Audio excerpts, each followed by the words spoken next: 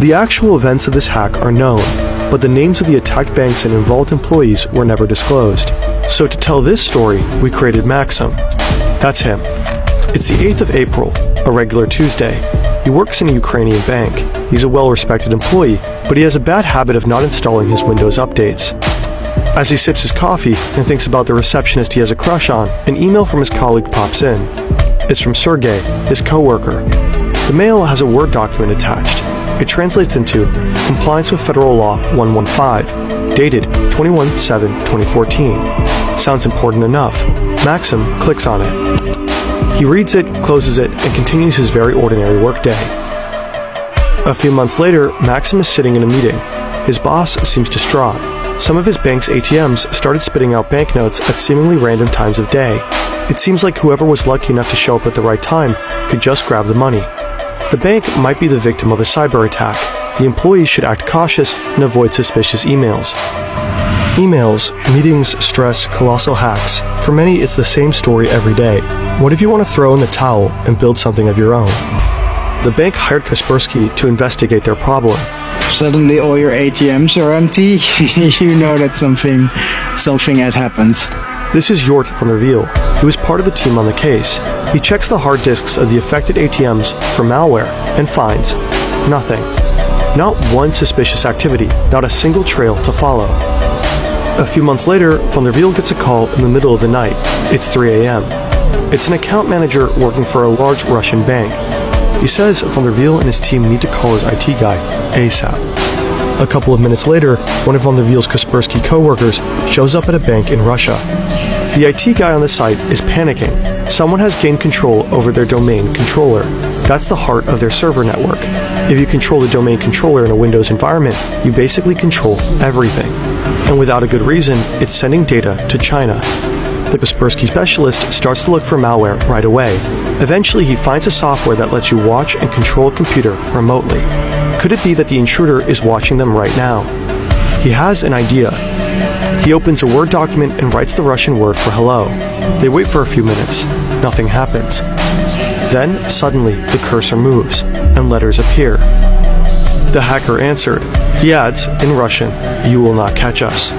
To which the Kaspersky employee replies, "We will catch you." "No, you will not catch us." Okay, it's on.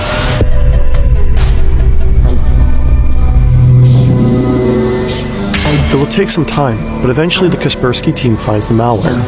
It is similar to the Garberg Trojan. One configuration file of the malware is called Aninac, so the team decides to call it Carbonac. This incident at the Russian bank gave van der Wiel and his colleagues hints about what is going on, and they link it all back to those hacked ATMs in Ukraine. Now they can reconstruct how the Carbonac hackers operate, so let's wind back. This is one of the Carbonac hackers. Again, it's the 8th of April, 2014.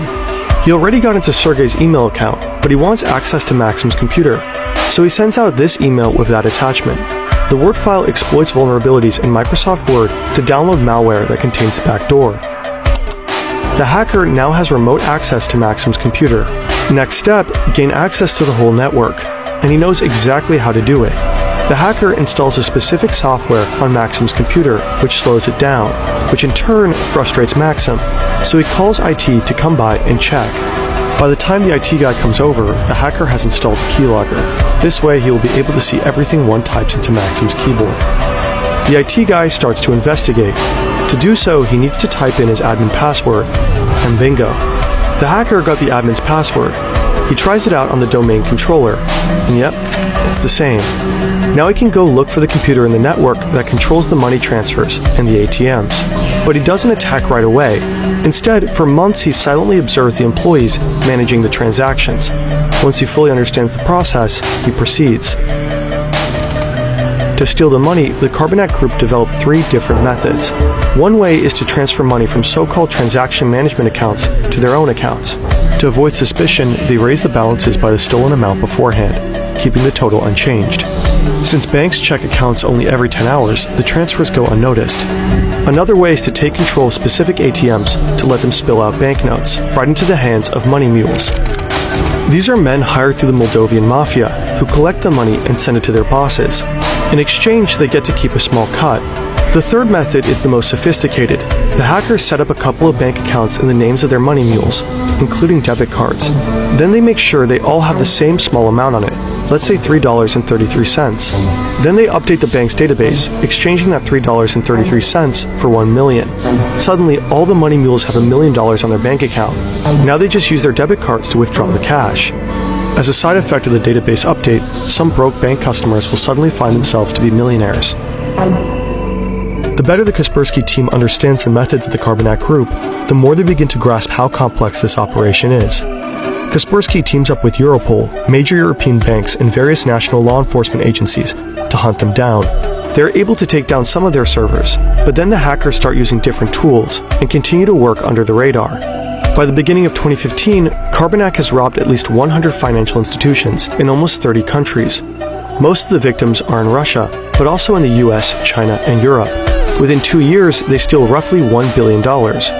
They appear to be unstoppable until someone screws up.